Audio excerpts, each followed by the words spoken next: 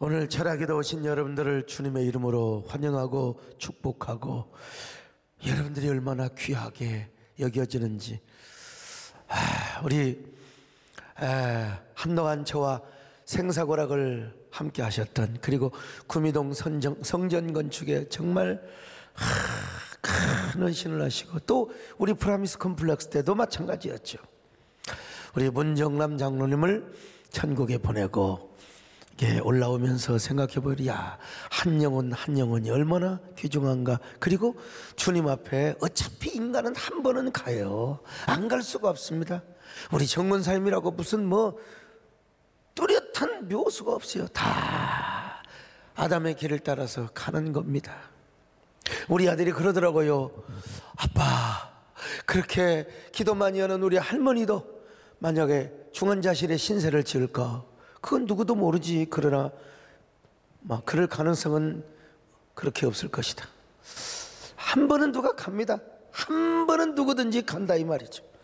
그런데 우리가 하나님께 쓰임받고 간다는 사실, 그리고 모든 사람들이 애도하며 그분의 헌신을 나도 이어받아야지, 이런 그런 교훈, 이러한 그 메시지와 시그널을 주고 간 사람은 성도의 죽음 자체도 위대하고 그렇습니다. 오늘 우리 대한내수교장로회 합동교단, 우리 고시부장님하고 오래 통할 기회가 있었는데, 우리 이재훈 전사님은 조지신학도 만점이고요, 아마 수석 합격이라고 하더라고. 수석 합격이라고.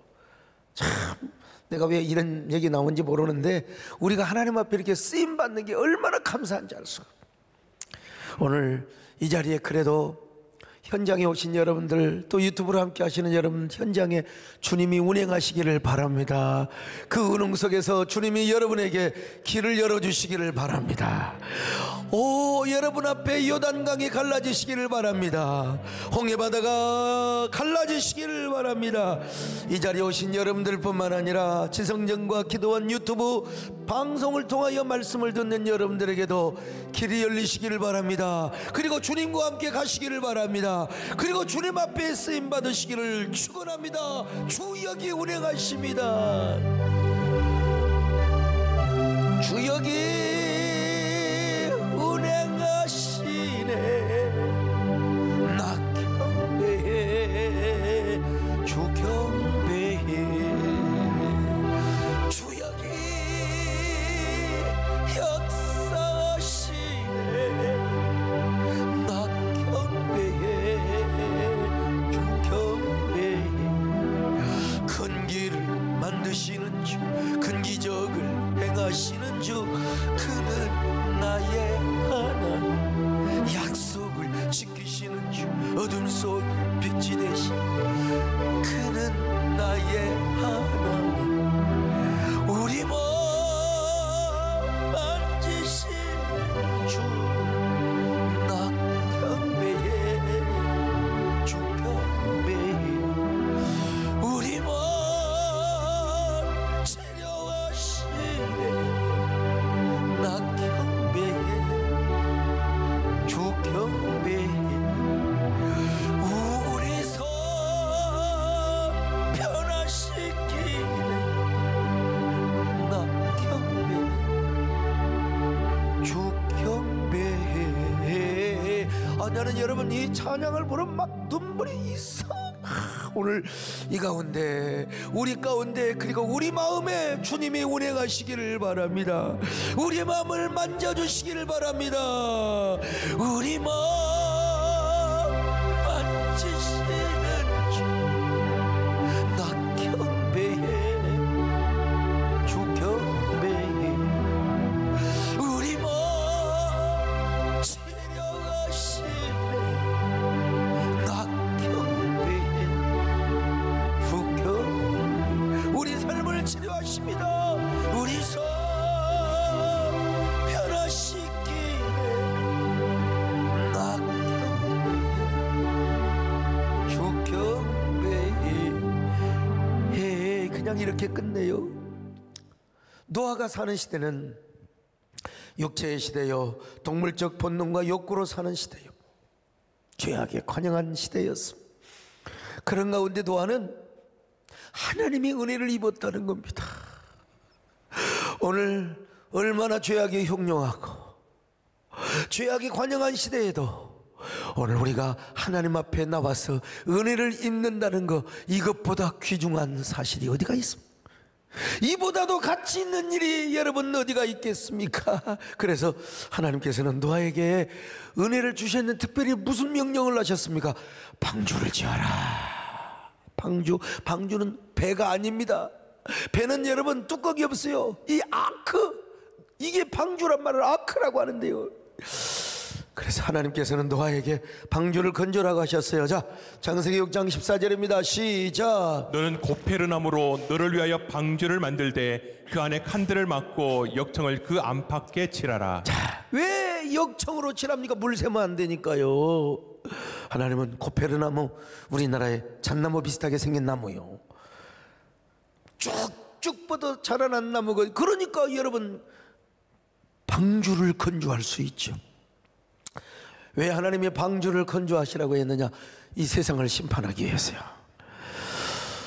그때 이 땅에 있는 모든 인간과 짐승을 향하여 심판을 하시는데 하나님은 노아와 그의 가족들을 구원하고 싶었어요. 방주를 지으라고 하셨던 것입니다. 창세기 6장 13절입니다. 시작. 하나님이 노아에게 이르시되 모든 혈육 있는 자의 포악함이 땅에 가득함으로 그 끝날이 내 앞에 이르렀으니 내가 그들을 땅과 함께 멸하리라. 땅과 함께 멸하리라. 그런데 여러분 성경을 자세히 보면요, 하나님께서 누구를 위하여 방주를 지으라고 했느냐? 노아를 위하여. 기가 막힌 말씀이요. 노아야, 너는 너를 위하여 방주를 지어라. 자, 창세기 6장 14절입니다. 시작. 너는 고페르나무로 너를 위하여 방주를 만들되 그 안에 칸들을 막고 역청을 그 안팎에 칠하라. 너를 위하여. 나는 이 말씀이 확 들어왔어요. 주로 성경을 보면요, 천지를 창조하실 때도 하나님의 기쁨을 위하여 창조하신 거예요. 하나님의 영광을 위하여. 자, 창세기 1장 31절 봅니다. 시작. 하나님이 지으신 그 모든 것을 보시니 보시기에 심히 좋았더라. 저녁이 되고 아침이 되니 이는 여섯째 날이니라. 여러분, 하나님이 보시기에 심히 좋았더라. 하나님의 기쁨과 영광을 위해서요. 인간을 창조하실 때도 왜 지은 줄 아세요? 당신의 영광의 노래를 부르시려고 만들었다는 거예요. 이사야 43장 21절입니다. 시작. 이 백성은 내가 나를 위하여 지었나니 나를 찬송하게 하려 함이니라. 우리 하나님을 찬송하기 위하여 말이죠. 그리고 우리 예수님께서 십자가를 통하여 우리를 구원하시는 목적도 뭐냐면 우리로 하여금 하나님께 영광의 찬송이 되게 하려 함이니라. 그래서요, 자, 에베소서 1장 12절입니다. 시작. 이는 우리가 그리스도 안에서 전부터 바라던 그의 영광의 찬송이 되게 하려 하심이라. 하나님의 영광의 찬송이 되게 하려고 우리를 구속하셨다는 것입니다. 근데 오늘 본문을 보면요, 노아야, 네가 나의 기쁨이 되고 네가 나의 기쁨을 위하여 방주를 한번 건조해라, 그런 말씀하지 않으셨어요. 노아야, 너는 너를 위하여 방주를 건조해라. 왜 그랬을까요?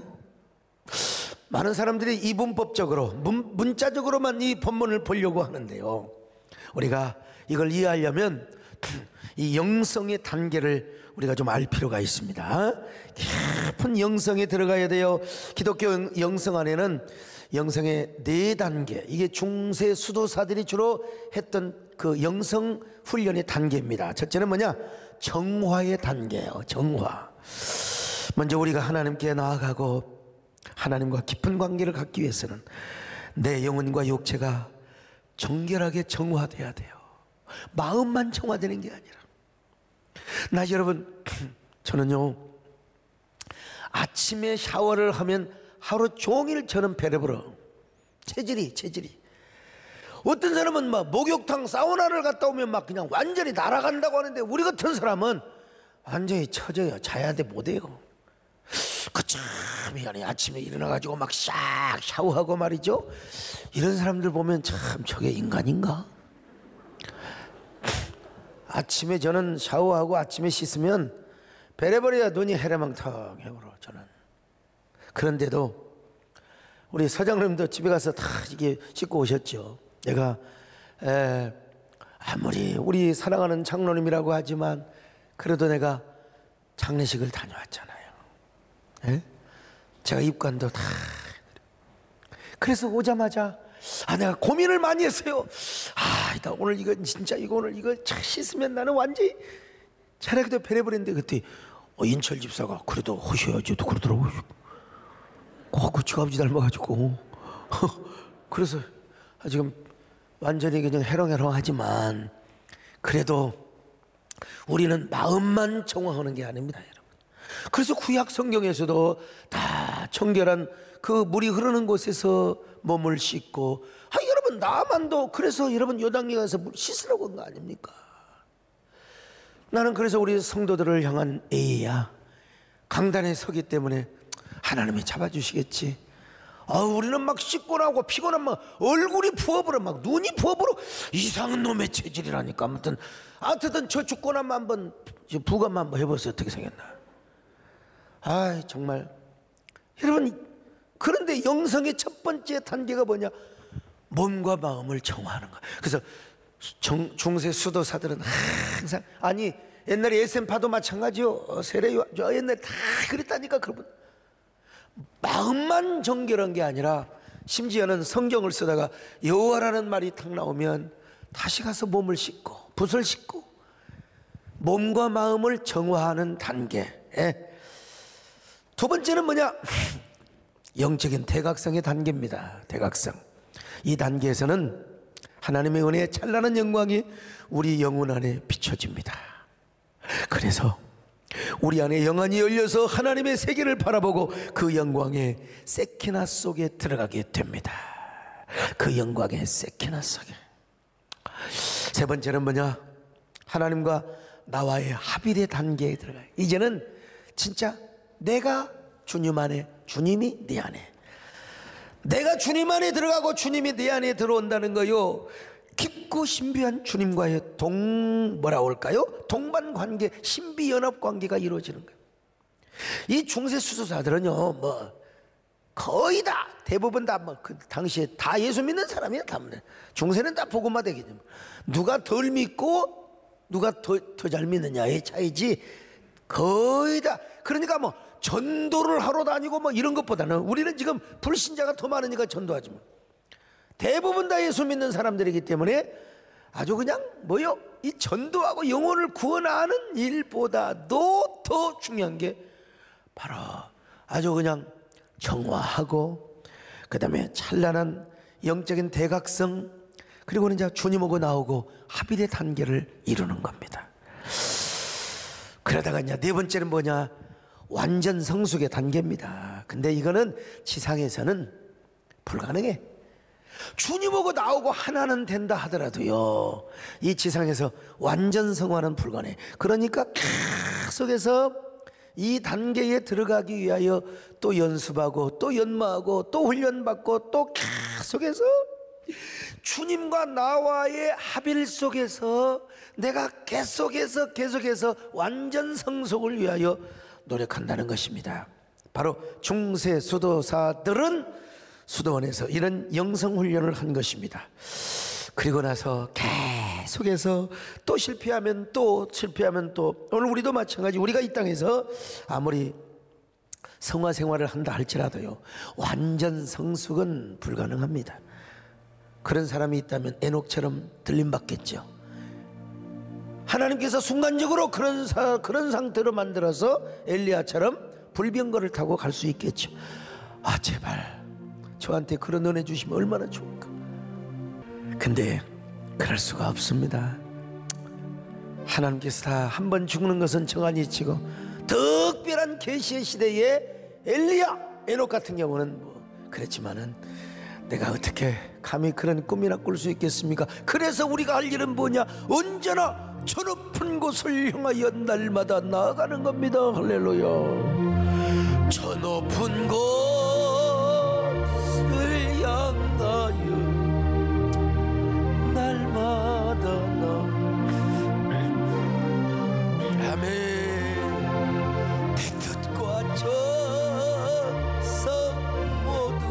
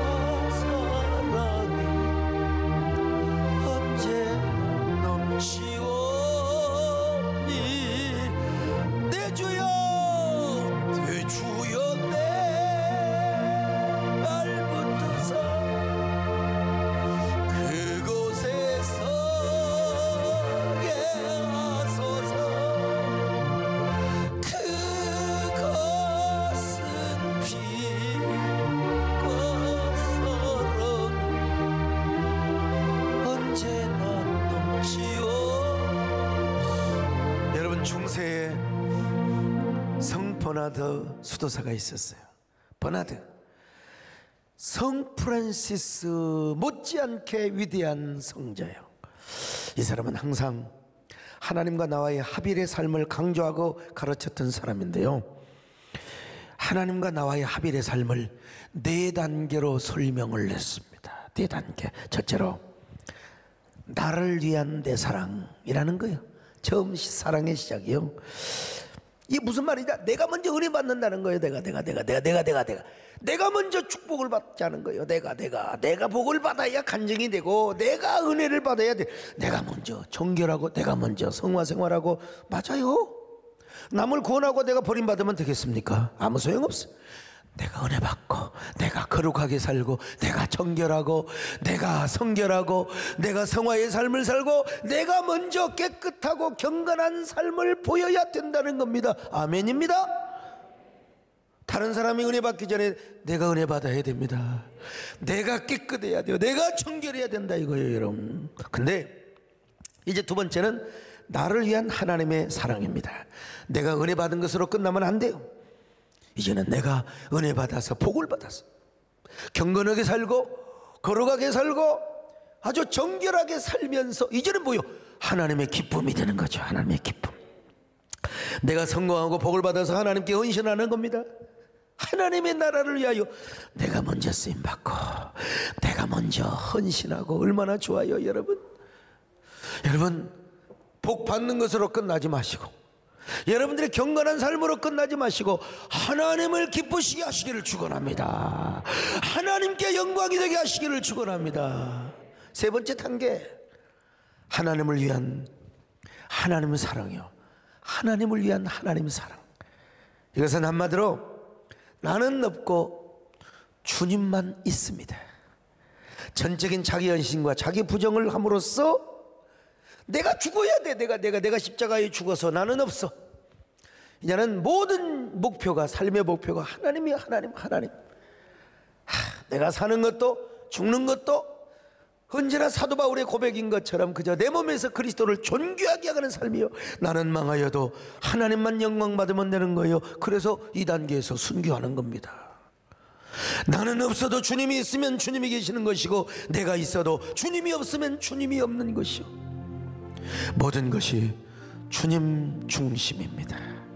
그러니 우리가 주님을 위해서 뭘 못하겠습니까? 다 할 수 있죠. 우리의 물질, 우리의 모든 헌신을 우리는 다 드릴 수 있습니다. 내 생명도 바칠 수 있습니다, 여러분. 그러니까 난 내가 있어도 주님이 없으면 없는 거요. 내가 없어도 주님이 계시면 계시는 것입니다, 여러분. 너는 없어도 당신이 곁에 있으면 나는 언제나 있습니다. 나는 있어도 주님으로 바꿔요. 주님이 곁에 없으면 나는 언제나 없습니다. 주님이 계심으로 나는 있고, 주님의 노래가 머물므로 나는 부를 수 있어요. 주여, 꽃처럼 향기 나는 나의 생활이 아니어도 나는 주님이 좋을 수밖에 없어요. 주 예수 나의 사랑이여. 이것으로 끝나는 게 아니에요. 다음 단계, 마지막 단계는 뭐냐? 하나님을 위한 내 사랑입니다. 할렐루야. 하나님을 위한 내 사랑. 성 버나드는 이것을 강조했습니다. 이것은 같은 내 사랑이라 할지라도 차원이 달라. 무조건 하나님을 위한 내 사랑이라고 막 욕심이, 내 욕망이 그냥 육체의 욕심을 채우는 그런 사랑이 아니고요. 하나님과의 완전 합일의 경지에 들어갈 때는 이제 하나님도 사랑하지만 동시에 하나님을 사랑하는 것이 곧 나의 사랑일 수 있어요. 하나님이 내 사랑이고 내 사랑이 하나님 사랑이요. 그래서 우리가 밥 먹기 싫어도 주님을 사랑해야 되니까 먹어야 돼요. 입맛 없다고 야 왜 이렇게 음식이 짜다 그런 소리 하지 말라 이거야. 그냥 주님을 위해서 억지로라도 먹어야 돼. 금식하는 시간 빼놓고는 주님을 위해서. 그것이 바로 내 사랑이라는 거예요. 주님을 위하여 내 몸을 돌보고 주님을 사랑하기 때문에 나의 가족을 돌보고. 여러분 불길이 들끓고 있는 용광로에 쇳덩어리를 한번 넣는다고 생각해 봤어요. 그 쇳덩어리도 금방 그냥 이글이글거려 버리는 것입니다.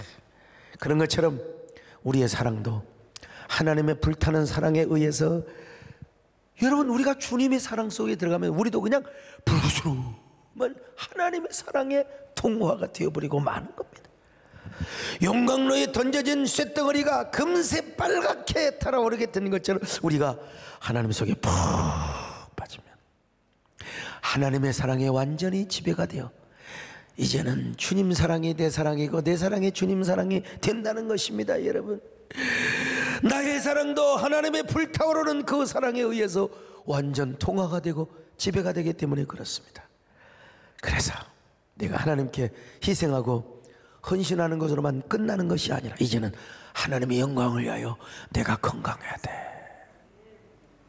내가 밥을 먹어야 돼.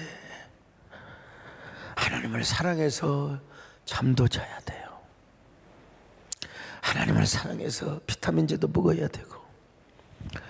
그것이 하나님의 사랑이란 말입니다. 참 얼마나 귀한 말씀입니까? 이제는 하나님의 영광을 위하여 내 사업도 잘해야 돼요. 가정도 잘 돌봐야 되고 자녀도 잘 키워야 되고 하나님의 영광을 위해서 맨날 바치기만 하지 말고 또 우리의 사업자금, 여유자금 주님께서 언젠가 바치라면 바치겠지만 하나님을 위해서 하나님을 사랑하는 마음으로 사업도 확장하고 여러분의 자녀를 잘 키워야 합니다. 이것이 바로 하나님을 위한 나의 사랑입니다. 저는 하나님께서 노아를 향하여 너를 위하여 방주를 만들라는 이 말씀을 내가 이렇게 연관을 한번 지어 본 겁니다. 왜냐하면 노아는 적어도 당시 이런 정도의 영성을 소유하고 있는 사람이요. 하나님과 노아의 합일의 관계, 하나님의 은혜를 받고 하나님과 동행하면서 언제나 하나님과 합일의 관계를 이룬 사람이기 때문에 노아는 성경에 보니까 하나님과 동행했다고 했잖아요. 자, 창세기 6장 9절입니다. 시작. 이것이 노아의 족본이라. 노아는 의인이요 당대의 완전한 자라. 그는 하나님과 동행하였으며. 하나님과 동행했어. 그렇게 포악하고 부패하고 죄악이 관영한 시대에도 노아는 언제나 하나님과 동행하며 살고 의로운 삶을 살았습니다. 이런 노아에게 하나님은 너를 위하여 방주를 지어라. 이런 명령을 받았을 때 노아가 얼마나 감사했겠습니까? 너를 위하여 방주를 지어라. 너를 위하여. 누구를 위하여? 남을 봉사하고 섬기는 게 아니야. 너를 위하여. 그것이 하나님의 뜻을 이루는 것이고 그것이 하나님의 기쁨을 이루는 거요. 너를 위하여 방주를 만들어라. 오늘 여러분 고린도 후서 5장에 봅니까? 우리의 몸을 장막으로 비유했다니까. 이 장막이나 방주나 뭐 이웃사촌이요. 여러분 우리가 우리 몸을 어떻게 관리하느냐에 따라서 이게 우리 문장님 같은 분도 좀 인슐린도 맞고 계속 좀 관리를 좀 하시면 좋았을 텐데 여러분 참 아쉽습니다.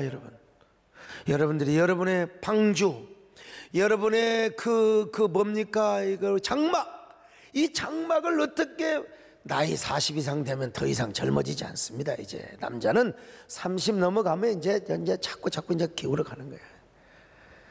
우리 교회도 여러분 15년, 16년 되니까 막 그냥 보수공사를 많이 해요. 보수공사. 이 큰 건물 그냥 끄떡하면 그냥 뭐 몇천만 원 그냥 끄떡하면 1, 2억 그냥 바로 들어야죠. 예? 저 옥상에도 그냥 그냥 물이 새 가지고 또 한번 싹 파른다고 그냥. 아이고, 이게 20년도 안 되는 거예요. 지금 벌써 이렇게 보수공사에. 여러분도 보수공사를 잘해야 됩니다. 응? 우리의 장막 물이 새고 바람이 불면 날아가려고 하는 이게 기둥 튼튼히 하고 보수공사 잘해야 돼요. 그런데 하나님께서는 노아한테 너를 위하여 방주를 건조하라. 노아가 얼마나 감격했을까. 하나님께서 나를 위하여 방주를 지으라고 하신다. 나와 내 가족을 구원하기 위하여. 내가 사는 것이 하나님의 기쁜 것이란다. 우리 가족이 구원받는 것이 하나님의 기쁨이라고 한단다. 이런 은혜가 어디 있느냐, 이런 영광이 어디 있느냐. 은혜로다, 은혜로다, 영광이로다, 영광이로다. 이제 노아가 이런 노래 그런데 당시에는 그런 노래 없었지만 이런 노래 안 불렀겠습니까 여러분? 내가 누려왔던 모든 것들이, 내가 지나왔던 모든 순간이, 내가 걸어왔던 모든 순간이 당연한 것 아닌 은혜였어. 아침 해가 뜨고 저녁에 노을, 봄의 향기고 가을의 열매, 변하는 계절의 모든 순간이 당연한 것 아닌 은혜였어. 모든 것이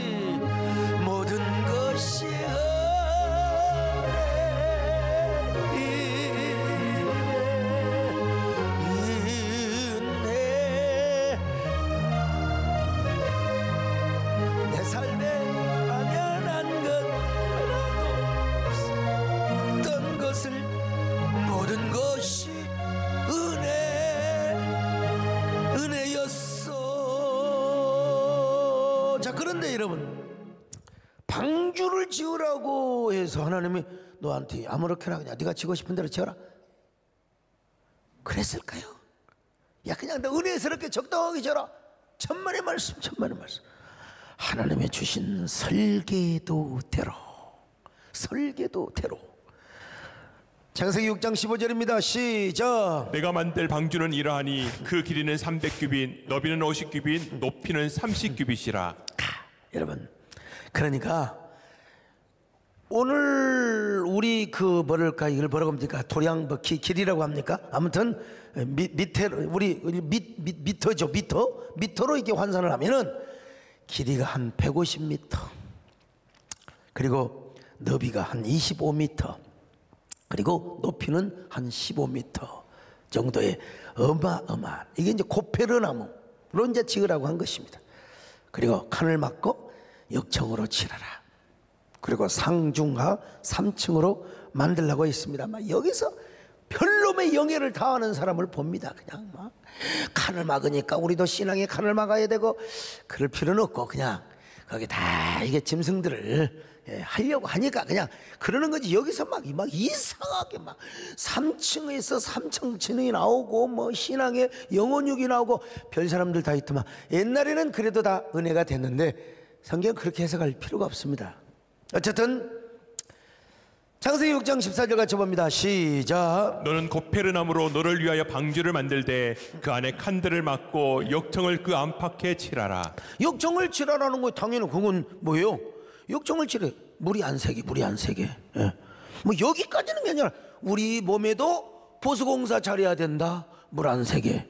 그 정도 교훈은 받아도 되겠죠. 그러나 더 이상 가면 안 돼요. 자, 창세기 6장 16절입니다 시작. 거기에 창을 내되 위에서부터 한 규빗에 내고 그 문은 옆으로 내고 상중하 3층으로 할지니라. 이거 이제 방주의 구조야. 그러니까 안전하게, 그리고 무리해서 잘 항해할 수 있도록 그렇게 하나님께서 다 이제 설계도를 그려 주셨습니다. 이게 이제 실제로 재현한 그 노아 방주가 있어요. 노아 방주. 저렇게 이제 생겼습니다. 근데 중요한 것은 노아가 자기 멋대로 지은 것이 아니라 하나님이 주신 식양 설계도대로. 여러분, 성경을 보면 성막도 모세 마음대로 지은 게 아니야. 하나님이 보여주신 대로. 자, 출애굽기 25장 9절입니다. 시작. 물은 내가 내게 보이는 모양대로 장막을 짓고 기구들도 그 모양을 따라 지을지니라. 다윗이 성전을 지려고 하는데도 하나님이 감동을 주셨어요. 자, 역대상 28장 19절입니다. 시작. 다윗이 이르되 여호와의 손이 내게 임하여 이 모든 일의 설계를 그려 나에게 알려주셨느니라. 노아도 마찬가지입니다. 하나님이 가르쳐 준 설계도대로 지었습니다. 그래서 노아가 건조한 방주는 세상의 배와는 완전히 달라요. 노아의 방주에는 돛이 없었습니다. 창세기 7장 18절 봅니다. 시작. 물이 더 많아져 땅에 넘침에 방주가 물 위에 떠다녔으며. 그럼 물 위에 그냥 떠다녔어. 배는요 다시 있습니다. 그래서 바람의 방향에 따라서 가고 싶은 대로 다 이 돛의 방향을 바꾸면 그쪽으로 가는 겁니다. 이게 배 조종이 가능합니다. 좋다가 가능한 거예요.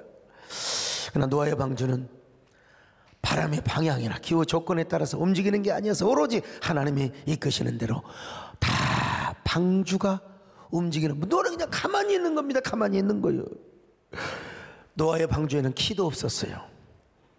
키가 없으니 어떻게 내 생각, 내 의지대로 배가 항해를 하겠습니까? 노아는 그냥 방주 안에서 맨날 기도하고 그저 주님의 은혜를 묵상하며 그저 주님 앞에 그냥 주님 내 뜻대로 하지 마시고 하나님 뜻대로 인도하여 주옵소서. 세상 전체가 물바다인데 키가 있다 한들 어디로 갑니까? 돛이 있다 한들 어디로 가겠습니까? 어디로 갈지도 몰라. 그냥 내 주여 뜻대로 인도하여 주옵소서. 오늘 우리도 마찬가지요. 주여, 우리가 어쩔 때는 몰라. 그냥 주여, 내 주여 뜻대로 인도하여 주시옵소서. 내 주여 뜻대로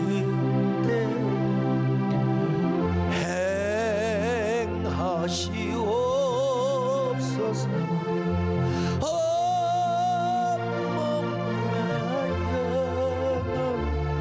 다 주께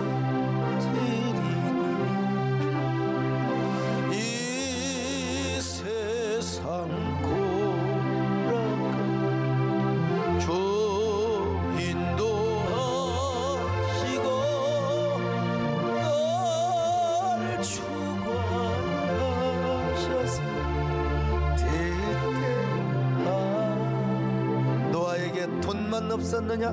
닷도 없었어요. 노아 방주는 닷도 없었어요. 자, 7장 18절입니다. 시작. 물이 더 많아져 땅에 넘침에 방주가 물 위에 떠다녔으며. 여러분, 다시 없어요. 어디에 정착할 일도 없습니다. 그냥 하나님께 맡기는 거예요. 그냥 어디다가 탓을 내리겠습니까? 노아의 방주는 노아의 의지와 계획대로 항해할 수가 없었습니다. 그냥 한다 하더라도 사방이 물인데 어디로 가겠어요? 어디로? 오로지 하나님의 인도밖에 없어요. 우리 신앙생활이 그런 것 같아요. 우리 교회 생활에서 그런 것 같습니다. 여러분, 신앙생활하면서 어떤 때는 우리가 계획을 세우죠. 저도 마찬가지요. 여러분요, 저 교회 사역, 또 우리 교육자들이 해야 될 일들, 또 내가 한국교회를 이렇게 해야 되겠다고 하는 거, 여러분, 제가 분명히 계획을 세웁니다. 여러분, 그러나 아무리 좋은 계획도 하나님께서 수포로 돌아가게 하시고 무용지물이 되게 할 때가 있습니다. 그럴 수밖에 없는 상황에 직면할 때가 있어요. 노아가 그랬습니다. 40일 홍수 심판이 내리는 순간부터 아무것도 할 일이 없이 배 안에 있는 수밖에 없어. 그냥 맨날 노래하고 기도하고 하나님만 불러야지요. 하나님께 맡길 수밖에 없어요. 하나님의 인도를 따를 수밖에 없어요. 노아는 바로 이런 방주를 건조합니다. 그때 노아는 오랜 세월 동안 방주를 건조했어요. 얼마나 많은 사람들이 조롱하고 희롱을 하였겠습니까? 언제 하늘에서 비가 내린다냐? 언제 하나님이 아직 잡아라 무슨 하늘에 홍수 심판 좋아하고 있네. 햇볕이 쨍쨍 내리쬐는 하늘을 가리키며 노아를 공격하고 아마 빈잔을 주었을지도 몰라요. 그러나 열심히 방주를 건조했어요. 자기 가족으로만 되겠습니까? 돈을 들여서 아마 당시에 목공수들을 다 불러다가 방주를 건조했을 거예요. 얼마나 많은 사람들의 손가락질을 하고 얼마나 빈정거렸겠습니까? 그래도 그 모든 수모와 그 모든 빈정거림을 다 받으면서 노아는 하나님 앞에 받은 그 약속을 붙잡고 방주를 건조합니다. 여러분, 이게 1, 2년, 2, 3년 만에 지어지는 게 아니에요. 그때 기술로 얼마나 많은 세월 동안에. 요즘 저는 한국교회연합기관을 하나로 묶는 것을 노아의 방주로 제가 한번 생각을 해보는 겁니다. 하나님, 근데요, 처음에는 많은 분들이 우리 한국교회 하나로 만든다고 하니까 다 좋아했어요. 다 하나됨의 가치를, 그래 좋아, 하나 되지 않은데 누가 반대하겠습니까? 그러나 이게 이제 어느 정도 가시화되고 구체화되기 시작하자 이런 핑계 저런 핑계, 또 이런 이야기 저런 이야기를 제가 들었습니다. 어떤 사람은 또 아예 그냥 노골적으로 그냥 막 반대하고 노골적으로 공격하는 사람도 있어요. 그냥 참 인생 그렇습니다. 언제는 그렇게 소목사님밖에 없다고 그냥 철학기도까지 와가지고 그냥 나 좀 도와달라고 그렇게 그냥 한 주먹씩 가져가던 사람들이 그 약발이 그냥 얼마 안 돼. 그냥 딴 데 가서 또 받고 그냥 또 다른 짓거리하고. 야, 이런 걸 보면서 주여, 참 우리 하나님의 은혜로 전적인 부패한 인간을 하나님의 선택으로 애정으로 천국에 간다면 진짜 하나님 더 큰 은혜를 그들은 더 받겠습니다. 참 이런 거 보면요, 자신의 이해 타산. 여러분, 노아는 얼마나 빈정거림을 받았겠습니까? 정말 그렇습니다. 진짜 한국교회가 하나 되어 공적교회를 세우고 한국교회 10년 20년 미래를 내다봐야 되는데, 여러분, 그것이 나하고 무슨 상관이냐, 그 나에게 무슨 유익이 되느냐, 이러면 이제 할 말이 없는 것이죠. 할 말이 없는 것이죠. 여러분, 가슴이 아픕니다. 여러분, 어떻게 그럴 수 있을까? 노아 시대는 하나님의 사람들도 다 타락해 버렸어요. 에노스 후예들, 그때 하나님의 이름을 부르며 하나님을 노래하며 제단을 쌓았던 사람들, 그 사람들까지도 다 타락해 버렸어요. 노아만 하나님의 은혜로 경건한 삶을 살았지, 다 타락해 버렸어요. 다 타락해 버렸어요. 하나님의 사람들이 육체가 되었어요. 노아의 가족만 하나님의 은혜로 하나님을 섬기고 하나님과 통행하는 삶을 살았어요. 그 은혜로 오랜 세월 동안 방주를 건조합니다. 하나님의 약속을 믿고. 아무리 주변 사람들이 핍박을 하고 조소를 하고 빈정거린다 할지라도 하나님의 약속을 믿고 언제나 쉼없이 방주를 건조했습니다. 언젠가는 하나님이 심판을 내리실 텐데, 하늘의 창을 내시고 물비락을 내려주실 텐데, 그때 저 사람들은 어떡하려고 아마 이런 노래를 부르면서 방주를 건조했을 거예요. 내가 고난 중에도 찬송할 수 있음 은혜의 힘입니다. 내가 실패했어도 감사할 수 있음 은혜의 힘입니다. 나를 대적하는 자, 나를 대적하는 자 사랑할 수 있음 은혜의 힘입니다. 내게 고통 주는 자 품어줄 수 있음 은혜의 힘입니다. 주님의 은혜가, 주님의 은혜가 나는 날마다 기뻐집니다. 은혜의 은혜가 더하여질 수 오직 주님만 바라보. 그렇게 해서 방주를 건조했습니다.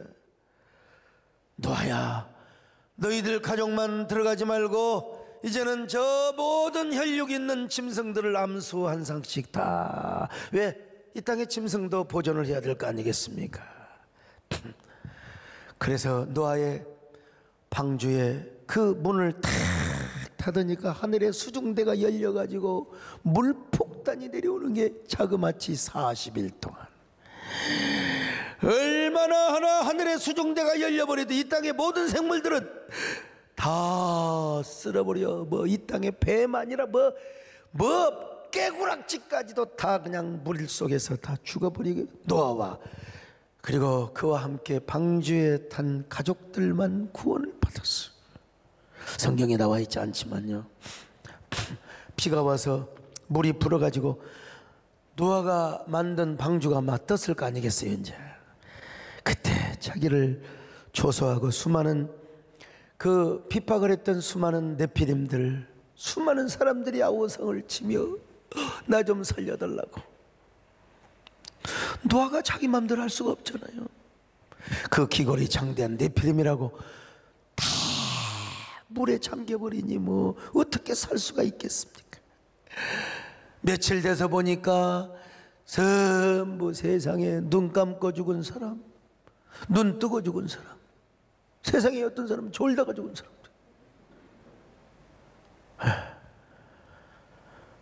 그 부르튼 시체들이 둥둥 떠다녔을 거예요. 노아가 그 모습을 보면은 어떻겠습니까? 우리 하나님은 은혜의 하나님이기도 하시지만 우리 하나님은 심판의 하나님이시구나. 하나님이 심판하신다고 한번 맹세하시면 이렇게 하시는구나. 온 천지가 물로 덮였으니 이 땅에 누가 살아남을 수 있겠는가? 어느 짐승이라고 살아남을 수 있단 말인가? 내가 저들에게 그렇게 살지 말고 하나님께 돌아오라고 권면하고 전도를 하였는데 왜 저들은 내 말을 듣지 않았단 말인가? 왜 저들은 내 말을 듣지 않고 저렇게 홍수 심판을 당해야 했단 말인가? 노아는 하나님의 그 준엄한 심판 앞에 두려운 마음이 들었을 거요. 그리고 신실하시고 준엄하신 하나님의 성품을 생각했을 거예요. 저는 심판 가운데 자기 가족만 구원받고 살아남게 하는 하나님의 은혜가 얼마나 감사했을까. 여러분 한번 생각해 보세요. 하나님 감사합니다. 이런 날이 올 줄을 알고 하나님 말씀에 순종하기를 너무나 잘했습니다. 하나님의 은혜가 망극하기 그지없습니다. 하나님, 제가 걸어온 길, 길고도 짧은 길이었는데 제 힘으로는 살아온 줄 알았는데 진짜 하나님의 은혜였습니다. 하나님의 은혜였습니다. 하나님의 인도하심이었습니다. 지금까지도 그랬거니와 앞으로도 하나님과 동행하며 살겠습니다. 하나님 은혜로 살겠습니다. 하나님 은혜로 살겠습니다. 할렐루야. 여러분들이 다 그렇게 고백하시기를 축원합니다. 아멘.